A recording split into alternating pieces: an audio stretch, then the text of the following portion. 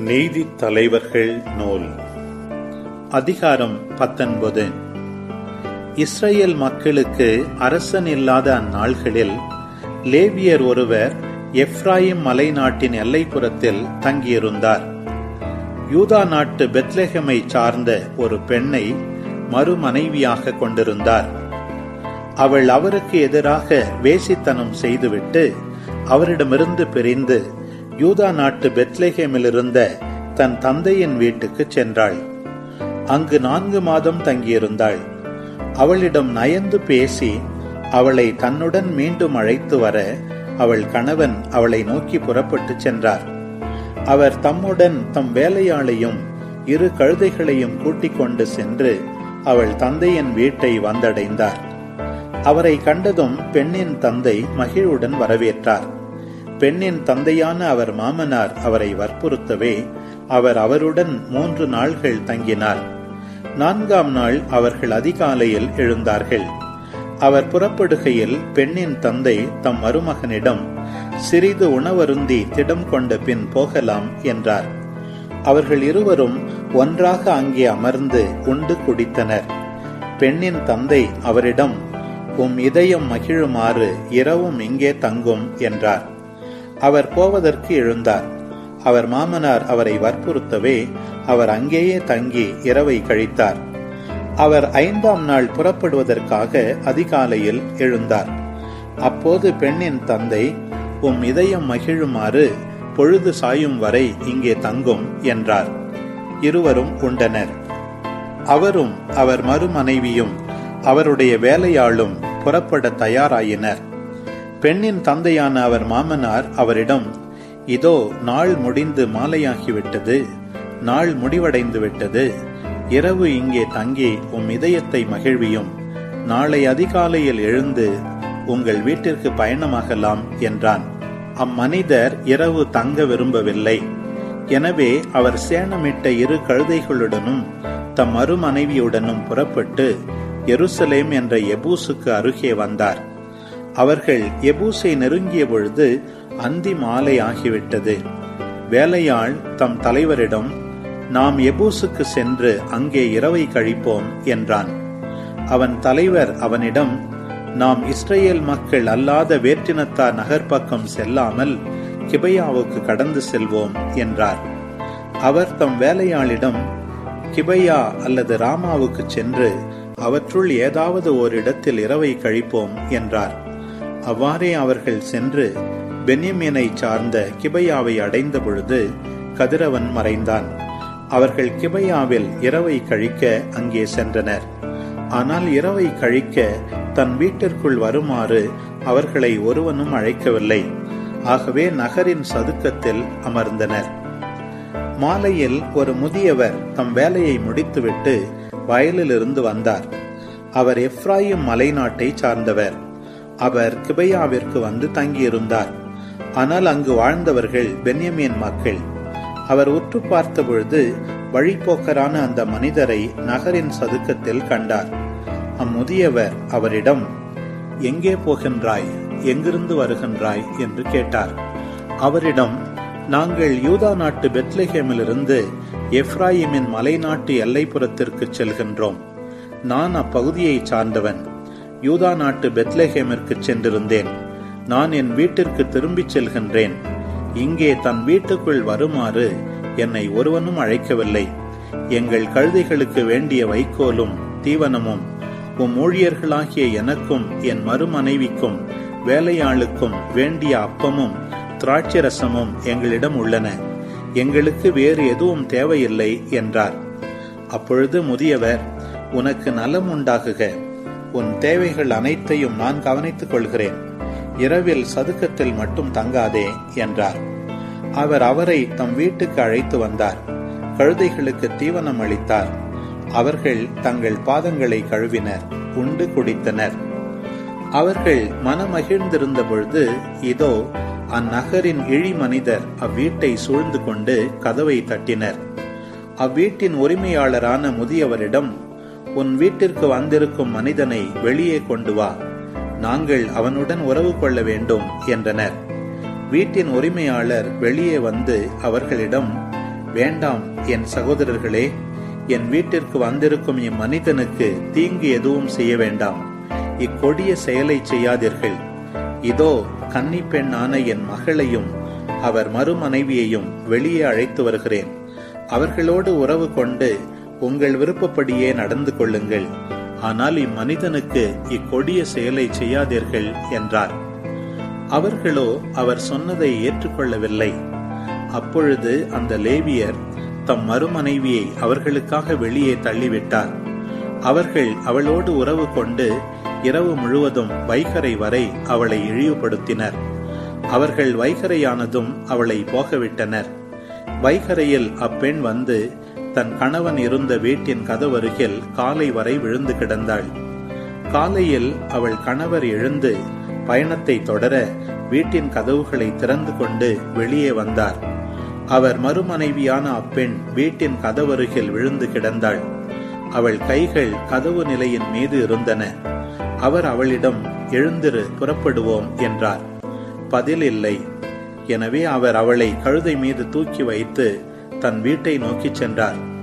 அவர் தம் வீட்டிற்கு வந்ததும் ஒரு கத்தியால் தம் மறுமனைவியின் உடலை 12 துண்டுகளாக வெட்டி அவற்றை இஸ்ரவேலின் எல்லா நிலப்பகுதிகளுக்கும் அனுப்பி வைத்தார். அதை கண்ட அனைவரும், இஸ்ரவேல் மக்கள் எகிப்து நாட்டிலிருந்து புறப்பட்டதிலிருந்து இந்நாள் வரை இது போன்றது நடந்ததில்லை, இது போன்றதை கண்டதும் இல்லை. இதை பற்றி நீங்கள் சிந்தியுங்கள், கலந்து பேசுங்கள், உங்கள் முடிவை தெரிவியுங்கள் என்று சொல்லிக் கொண்டனர். நீதி தலைவர்கள் நூல் அதிகாரம் 20. தான் தொடங்கி பெயர்செபா வரையிலும் கிளையாது நாட்டிலும் இருந்த இஸ்ரவேல் மக்கள் அனைவரும் ஒரே கூட்டமைப்பாக ஆண்டவர் திருமுன் மிஸ்பாவில் ஒன்று கூடினர். இஸ்ரவேலின் அனைத்து குலங்களை சார்ந்த எல்லா மக்களின் தலைவர்களும் கடவுளின் மக்களது சபையாக வந்து நின்றனர். அவர்கள் வாளேந்திய 4 லட்சம் போர் வீரர்கள். இஸ்ரவேல் மக்கள் மிஸ்பாவுக்கு சென்றனர் என்பதை பென்யமீன் மக்கள் கேள்வியுற்றனர். இஸ்ரவேல் மக்கள், இந்த கொடிய நிகழ்ச்சி எவ்வாறு நடந்தது என்பதை கூறுங்கள் என்று கேட்டனர். கொலை செய்யப்பட்ட பெண்ணின் கணவனான லேவியர் பதிலளித்து கூறியது, நானும் என் மறுமனைவியும் இரவில் தங்குவதற்கு பென்யமீனுக்கு சொந்தமான கிபையாவுக்கு வந்தோம். கிபையா ஆள்கள் எனக்கு எதிராக புறப்பட்டு வந்து இரவில் என்னையும் வீட்டையும் சூழ்ந்து கொண்டு என்னை கொல்ல முயற்சி செய்தனர். அவர்கள் என் மறுமனைவியை இழிவுபடுத்தவே அவள் இறந்து போனாள். என் மறுமனைவியின் சடலத்தை எடுத்து வந்து அதை துண்டு துண்டாக வெட்டி இஸ்ரவேலின் உரிமை சொத்தான அனைத்து பகுதிகளுக்கும் அனுப்பினேன். ஏனெனில் அவர்கள் இஸ்ரவேலுக்கு எதிராக ஒழுக்கக்கேடான அருவருக்கத்தக்க செயலை செய்தனர். இதோ இஸ்ரவேல் மக்களாகிய நீங்கள் அனைவரும் கலந்து பேசி உங்கள் முடிவை தெரிவியுங்கள்.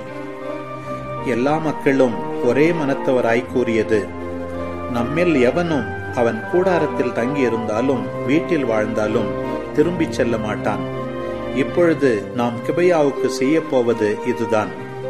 நம்மில் சீட்டு விழுந்தவர்கள் அதற்கு எதிராக செல்வர்.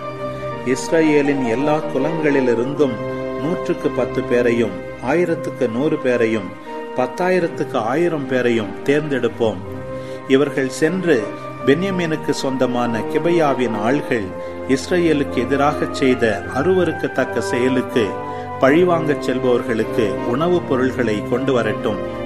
இஸ்ரவேலின் எல்லா ஆள்களும் ஒன்றிணைந்து நகரை நோக்கி சென்றனர். இஸ்ரவேலின் குலங்களை சார்ந்தவர்கள் பென்யமீன் குலம் முழுவதற்கும் ஆள் அனுப்பி, இந்த தீய செயல் உங்கள் நடுவில் நடைபெற்றது ஏன்? இப்பொழுது கிபையாவில் உள்ள இழி மனிதரை எங்களிடம் ஒப்படையுங்கள். நாங்கள் அவர்களை கொன்று இஸ்ரவேல் நடுவிலிருந்து தீயதை அழிப்போம் என்றனர். தங்கள் சகோதரரான இஸ்ரவேல் மக்கள் சொன்னதை பென்யமீன் மக்கள் ஏற்கவில்லை. பென்யமீன் மக்கள் இஸ்ரவேல் மக்களுடன் போரிடுமாறு தங்கள் நகர்களிலிருந்து புறப்பட்டு கிபையாவில் வந்து கூடினர். தேர்ந்தெடுக்கப்பட்ட 700 கிபையா வாழ் மக்கள் போருக்கு தயாராக இருந்தது போக, அன்று பென்யமீன் மக்களுள் அதன் நகர்களிலிருந்து வாளேந்தி போருக்கென ஒன்று திரண்டவர் 26,000 பேர். இவர்களை தவிர கிபையா வாழ் மக்கள் 700 பேர் தலைமுடி இழைய அளவும் குறித்தவராது இடக்கையால் கவனெறிவர். இந்த பென்யமீன் ஆள்களை தவிர இஸ்ரேல் மக்களுள் 4 லட்சம் பேர் ஒன்று திரண்டிருந்தனர். இவர்கள் அனைவரும் போர் வீரர்கள். அவர்கள் எழுந்து பெத்தேலுக்கு சென்றனர். இஸ்ரேல் மக்கள், யார் எங்களுக்காக முதலில் பென்யமீன் மக்களுடன் போருக்கு செல்வர் என்று கடவுளிடம் கேட்டனர். ஆண்டவர், முதலில் யூதா செல்லட்டும் என்றார்.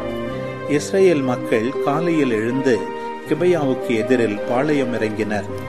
இஸ்ரேல் ஆள்கள் பென்யமீன் மக்களுடன் போர் புரிய சென்றனர். கிபையாவை நோக்கி அணிவகுத்து நின்றனர். பென்யமீன் மக்கள் கிபையாவிலிருந்து வெளியே வந்து அந்நாளில் 20,000 இஸ்ரேல் மக்களை வெட்டி வீழ்த்தினர். இஸ்ரேல் வீரர்கள் தங்களை தேற்றிக் கொண்டு முதல் நாள் கூடிய அதே இடத்தில் மீண்டும் போருக்கு அணிவகுத்து நின்றனர். இஸ்ரேல் மக்கள் ஆண்டவர் திருமுன் மாலை வரை அழுதனர். இஸ்ரேல் மக்கள் தம் சகோதரர்களாகிய பென்யமீன் மக்களுடன் மீண்டும் போரிடச் செல்லலாமா என்று ஆண்டவரிடம் கேட்டனர். ஆண்டவர் அவர்களுக்கு எதிராக செல்லுங்கள் என்றார். 2ஆம் நாள் இஸ்ரேல் மக்கள் பென்யமீன் மக்களை நெருங்கினர். அன்று பென்யமீன் மக்களும் அவர்களுக்கு எதிராக கிபையாவிலிருந்து புறப்பட்டு வந்தனர். அவர்கள் மீண்டும் இஸ்ரேல் மக்களுள் 18,000 பேரை வெட்டி வீழ்த்தினர். இவர்கள் அனைவரும் போர் வீரர். இஸ்ரேல் மக்கள் அனைவரும் பெத்தேலுக்கு வந்து அழுதனர். அங்கே ஆண்டவர் திருமுன் அமர்ந்து அன்று மாலை வரை உண்ணா நோன்பு இருந்தனர். மேலும் அவர்கள் எரிபலிகளையும் நல்லுறவு பலிகளையும் ஒப்புக் கொடுத்தனர். இஸ்ரேல் மக்கள் ஆண்டவரிடம் அறிவுரை கேட்டனர். ஏனெனில் அந்நாள்களில் கடவுளின் உடன்படிக்கையின் பேழை அங்கு இருந்தது. ஆரோனின் புதல்வன் எலெயாசரின் மகன் பினகாசு அன்று அதற்கு முன் நின்று, என் சகோதரர்களாகிய பென்யமீன் மக்களுடன் போரிட நான் மீண்டும் செல்ல வேண்டாமா என்று கேட்டான். ஆண்டவர், செல்லுங்கள், நாளைக்கு அவர்களை உங்கள் கையில் ஒப்படைப்பேன் என்றார். இஸ்ரேல் மக்கள் கிபையாவை சுற்றி பதுங்கிடம் அமைத்தனர். 3ஆம் நாள் இஸ்ரேல் மக்கள் பென்யமீன் மக்களுக்கு எதிராக சென்றனர். இம்முறையும் முன்பு போல் கிபையாவுக்கு எதிராக அணிவகுத்து நின்றனர். பென்யமீன் மக்கள் இஸ்ரேல் மக்களை எதிர்க்க வெளியே வந்தனர். அவர்கள் நகரிலிருந்து வெகு தொலைவுக்கு வந்துவிட்டனர். முன்பு போல் இம்முறையும் அவர்கள் பெத்தேலுக்கு செல்லும் நெடுஞ்சாலையிலும் கிபையாவுக்கு செல்லும் நெடுஞ்சாலையிலும் தாக்க துவங்கி திறந்த வெளியில் ஏறக்குறைய 30 பேரை கொன்றனர். எனவே பென்யமீன் மக்கள் முன்பு போலவே நம் முன்னிலையில் இஸ்ரேல் மக்கள் விரட்டியடிக்கப்பட்டனர் என்று கூறிக்கொண்டனர்.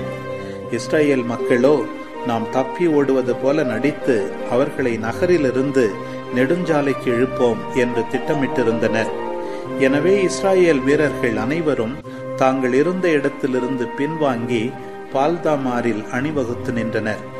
இஸ்ரேல் முழுவதிலும் இருந்து தேர்ந்தெடுக்கப்பட்ட 10,000 பேர் கிபையாவுக்கு அருகில் தங்கள் பதுங்கிடங்களில் இருந்து வெளிவந்து நகரை கிழக்கிலிருந்து தாக்கினர்.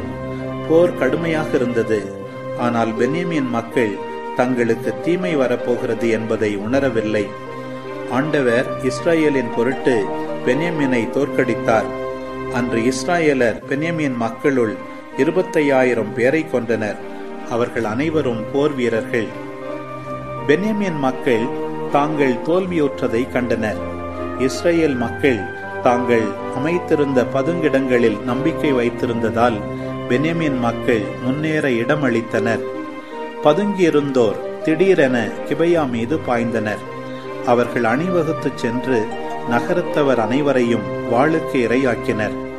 பதுங்கியிருந்தோர் இஸ்ரேல் மக்களுக்கு அடையாளமாக பெரும் புகை படலத்தை நகரிலிருந்து மேல் எழச் செய்ய வேண்டும் என்பது அவர்களுடைய முன்னேற்பாடு. இஸ்ரேல் மக்கள் போரில் பின்வாங்கிய போது அவர்களுள் ஏறக்குறைய 30 பேரை பென்யமீன் மக்கள் கொன்றுவிட்டனர். முன்பு போல் அவர்கள் நம் முன்னிலையில் விரட்டியடிக்கப்பட்டனர் என்று கூறிக்கொண்டனர். நகரிலிருந்து பெரும் புகைப்படலும் அடையாளமாக மேலெழும்ப தொடங்கிய பொழுது பென்யமீன் மக்கள் பின்புறம் திரும்பி பார்த்தனர். அந்தோ நகர் முழுவதும் புகை விண்ணை நோக்கி எழும்பிக் கொண்டிருந்தது. இஸ்ரேல் வீரர்கள் திரும்பி தாக்கவே பென்யமீன் வீரர் தங்களுக்கு அழிவு நெருங்குவதை கண்டு அஞ்சி நடுங்கினர். அவர்கள் இஸ்ரேல் வீரர் முன்னிலையில் பாலைநில பாதையில் புறமுதுகிட்டு ஓடினர். போரினின்று அவர்களால் தப்ப முடியவில்லை. இஸ்ரேல் நகர்களிலிருந்து வந்தோர் அவர்களை வெட்டி வீழ்த்தினர். அவர்கள் பென்யமீன் மக்களை அடித்து நொறுக்கி அவர்களை துரத்தி சென்று கதிரவன் உதிக்கும் திசையில் கிபையாவின் எதிர்ப்புறம் வரை விடாது துரத்தி சென்று அழித்தனர். பென்யமீன் மக்களுள் 18,000 பேர் மடிந்தனர். இவர்கள் அனைவரும் ஆற்றல் மிகு வீரர்கள். ஏனையோர் பாலை நிலம் நோக்கி திரும்பி ரிம்மோன் பாறைக்கு ஓடி வந்தனர். இஸ்ரேலர் பென்யமீன் மக்களுள் 5,000 பேரை நெடுஞ்சாலைகளில் கொன்றனர். தொடர்ந்து கீதாம் வரை துரத்தி சென்று அவர்களுள் 2,000 பேரை கொன்றனர். அந்நாள்களில் பென்யமீன் மக்களுள் மடிந்தோரின் எண்ணிக்கை மொத்தம் 25,000. இவர்கள் அனைவரும் ஆற்றல் மிகு வாளேந்திய வீரர்கள். எஞ்சியிருந்த 600 பேர் பாலை நிலம் நோக்கி திரும்பி ரிம்மோன் பாறைக்கு தப்பி ஓடி அங்கே 4 மாதங்கள் வாழ்ந்தனர். இஸ்ரேல் மக்கள் பென்யமீன் மக்களை நோக்கி திரும்பி நகரில் கண்ட அனைவரையும் கால்நடைகளையும் வாளுக்கு இரையாக்கினர். தாங்கள் கண்ட நகர்கள் அனைத்தையும் நெருப்பில் எரித்தனர். நீதி தலைவர்கள் நூல் அதிகாரம் 21. மிஸ்பாவில் இருந்த இஸ்ரேல் வீரர்கள், எங்களில் ஒருவனும் தன் மகளை பென்யமீனுக்கு மணமுடித்து கொடுக்க மாட்டான் என்று ஆணையிட்டு கூறினர். ஆயினும் மக்கள் பெத்தேலுக்கு வந்து மாலை வரை அங்கே கடவுளின் திருமுன் அமர்ந்து ஓலமிட்டு அழுதனர். அவர்கள், இஸ்ராயேலின் கடவுளாகிய ஆண்டவரே, இஸ்ராயேலிலிருந்து ஒரு குலம் இந்நாளில் குறைந்திருக்கும் இந்நிலை ஏற்பட்டது ஏன் என்று கேட்டனர். மறுநாள் பொழுது புலர்ந்ததும் அவர்கள் எழுந்து அங்கே ஒரு பலிபீடம் எழுப்பி எரிபலிகளையும் நல்லுறவு பலிகளையும் ஒப்புக் கொடுத்தனர். இஸ்ராயேலின் புதல்வர், இஸ்ராயேல் குலங்கள் அனைத்திலிருந்தும் ஆண்டவர் திருமுன் கூடிய சபைக்கு யார் வரவில்லை என்று கேட்டனர். ஏனெனில் அவர்கள் மிஸ்பாவில் ஆண்டவர் திருமுன் கூடும் சபைக்கு வராதவனை கண்டிப்பாக கொல்வோம் என்று ஆணையிட்டு கடும் சபதம் எடுத்திருந்தனர். அவர்கள் தங்கள் சகோதரர்களாகிய பென்யமீன் புதல்வர் மீது இரக்கம் கொண்டனர். இன்று இஸ்ரேலிலிருந்து ஒரு குலம் துண்டிக்கப்பட்டுவிட்டது. நாம் நம் பெண்களை அவர்களுக்கு மணமுடித்து கொடுக்க மாட்டோம் என்று ஆண்டவர் பெயரால் ஆணையிட்டு கூறியுள்ளோம். அவர்களில் எஞ்சியிருப்போருக்கு மனைவியர் கிடைக்க நாம் என்ன செய்யலாம் என்று தங்களுக்குள் கேட்டுக்கொண்டனர். இஸ்ரேலின் குலங்களிலிருந்து மிஸ்பாவில் ஆண்டவர் திருமுன் கூடிய சபைக்கு எந்த குலம் வரவில்லை என்று பார்த்தபொழுது, கிளையாதை சார்ந்த யாபேசிலிருந்து சபைக்கு ஒருவரும் வரவில்லை என்று கண்டனர். மக்கள் எண்ணப்பட்டனர். கிளையாதை சார்ந்த யாபேசு வாழ் மக்களுள் ஒருவரும் அங்கே இல்லை. இஸ்ரேல் கூட்டமைப்பினர் ஆற்றல் மிகு வீரர்களுள் 12,000 பேர்களிடம், புறப்பட்டு செல்லுங்கள், கிளையாதை சார்ந்த யாபேசில் வாழும் ஆண்களையும் பெண்களையும் குழந்தைகளையும் வெட்டி வீழ்த்துங்கள் என்று கட்டளையிட்டு அனுப்பினர். மேலும் அவர்கள் கூறியது, நீங்கள் செய்ய வேண்டியது எல்லா ஆண்களையும் ஆணுடன் உறவு கொண்ட பெண்களையும் கொன்றுவிடுங்கள். அவ்வாறே வீரர்கள் கிளையாதை சார்ந்த யாபேசு வாழ் மக்களுள் ஆணுடன் உறவு கொண்டிராத 400 கன்னி பெண்களை கண்டுபிடித்து கானான் நாட்டிலிருந்த சீலோ பாசறைக்கு கொண்டு சென்றனர். இஸ்ரேல் கூட்டமைப்பினர் அனைவரும் ரிம்மோன் பாறையில் இருந்த பென்யமீன் மக்களுக்கு தூதனுப்பி அவர்களுடன் சமாதானம் செய்து கொண்டனர். உடனே பென்யமீன் புதல்வர் அங்கு திரும்பி வந்தனர். இஸ்ரேலர் கிளையாதை சார்ந்த யாபேசில் உயிருடன் இருந்த பெண்களை அவர்களுக்கு மணமுடித்து கொடுத்தனர். ஆனால் அவர்கள் எல்லோருக்கும் மணமுடித்து கொடுக்க பெண்களின் எண்ணிக்கை போதுமானதாக இல்லை. மக்கள் பென்யமீன் புதல்வரை குறித்து மனம் வருந்தினர். ஏனெனில் ஆண்டவர் இஸ்ரேல் குலங்களில் ஒரு பிளவை ஏற்படுத்தினார். கூட்டமைப்பின் முதியோர்கள் பென்யமீன் மக்களில் பெண்கள் அழிக்கப்பட்டு விட்டதால் எஞ்சியோருக்கு மனைவியாக கிடைக்கும்படி என்ன செய்யலாம் என்று கேட்டனர். மேலும் அவர்கள் கூறியது, பென்யமீன் மக்களுக்கு சொந்த வாரிசு வேண்டும், இல்லையேல் இஸ்ரேலில் ஒரு குலம் அழிந்துவிடும். நாம் நம் புதல்வியரை அவர்களுக்கு மனைவியாக அளிக்க முடியாது. ஏனெனில் பென்யமீன் புதல்வருக்கு பெண் கொடுப்பவன் சபிக்கப்பட்டவன் என்று ஆணையிட்டு கூறியுள்ளோம். இதோ பெத்தேலுக்கு வடக்கே, லெபனோனுக்கு தெற்கே, பெத்தேலிலிருந்து செக்கேமுக்கு செல்லும் நெடுஞ்சாலையின் கிழக்கே இருக்கும் சீலோவில் ஆண்டுதோறும் ஆண்டவருக்கு விழா நடைபெறுகின்றது. எனவே அவர்கள் பென்யமீன் புதல்வரை நோக்கி, செல்லுங்கள், திராட்சை தோட்டங்களில் ஒளிந்து கொண்டு கவனமாக உற்று நோக்குங்கள். சீலோ மகளிர் நடனமாட வெளியே வரும்பொழுது நீங்கள் திராட்சை தோட்டங்களிலிருந்து வெளியே வாருங்கள். ஒவ்வொருவனும் சீலோவின் மகளிருள் ஒருத்தியை உங்களுக்கு மனைவியாக தூக்கி கொண்டு பென்யமீன் நாட்டுக்கு ஓடிவிடுங்கள். அவர்கள் தந்தையரோ சகோதரரோ எங்களிடம் முறையிட வந்தால் நாங்கள் அவர்களிடம் பெருந்தன்மையுடன் நடந்து கொள்ளுங்கள். ஏனெனில் போரில் எங்களுள் எவனும் மனைவியாக எப்பெண்ணையும் கவர்ந்து கொள்ளவில்லை.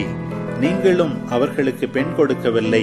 எனவே நீங்கள்தான் குற்றவாளிகள் என்று பதிலளிப்போம் என்றனர். பென்யமீன் புதல்வரும் அவ்வாறே செய்தனர். தங்கள் எண்ணிக்கைக்கேற்ப நடனமாடியவர்களிலிருந்து கவர்ந்த பெண்களை தூக்கி கொண்டு தங்கள் உரிமை பகுதிகளுக்கு திரும்பிச் சென்றனர். அங்கு நகர்களை கட்டியெழுப்பி அவற்றில் குடியேறினர். அப்பொழுது இஸ்ரவேல் புதல்வர்களுள் ஒவ்வொருவனும் தன் குலத்திற்கும் குடும்பத்திற்கும் திரும்பிச் சென்றான். அங்கிருந்து ஒவ்வொருவனும் தன் உரிமை பகுதிக்கு சென்றான். அந்நாள்களில் இஸ்ரவேலுக்கு அரசன் கிடையாது. ஒவ்வொருவரும் அவரவர் பார்வையில் நேர்மை எனப்பட்டதை செய்து கொண்டிருந்தனர். திருப்பாடல் 148. அல்லேலூயா! விண்ணுலகில் உள்ளவையே ஆண்டவரை போற்றுங்கள், உன்னதங்களில் அவரை போற்றுங்கள். அவருடைய தூதர்களே, நீங்கள் யாவரும் அவரை போற்றுங்கள். அவருடைய படைகளே, நீங்கள் யாவரும் அவரை போற்றுங்கள். கதிரவனே, நிலாவே, அவரை போற்றுங்கள். ஒளி வீசும் விண்மீன்களே, அவரை போற்றுங்கள். விண்ணுலக வானங்களே, அவரை போற்றுங்கள். வானங்களின் மேலுள்ள நீர்த்திரளே, அவரை போற்றுங்கள். அவை ஆண்டவரின் பெயரை போற்றட்டும். ஏனெனில் அவரது கட்டளையின்படி எல்லாம் படைக்கப்பட்டன. அவரே அவற்றை என்றென்றும் நிலை பெறச் செய்தார். மாறாத நியமத்தை அவற்றிற்கு ஏற்படுத்தினார். மண்ணுலகில் ஆண்டவரை போற்றுங்கள்.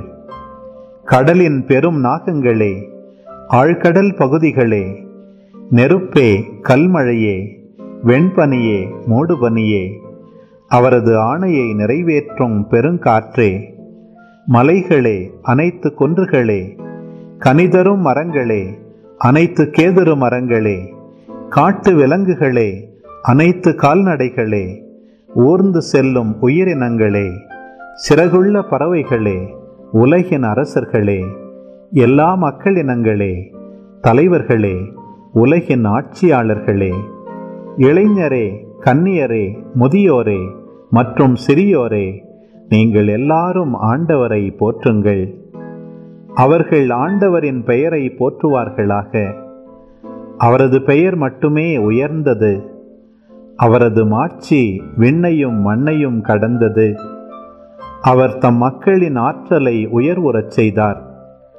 அவருடைய அனைத்து அடியாரும் அவருக்கு நெருங்கிய அன்பார்ந்த மக்களாகிய இஸ்ரவேல் மக்களும் அவரை போற்றுவார்கள். அல்லேலூயா!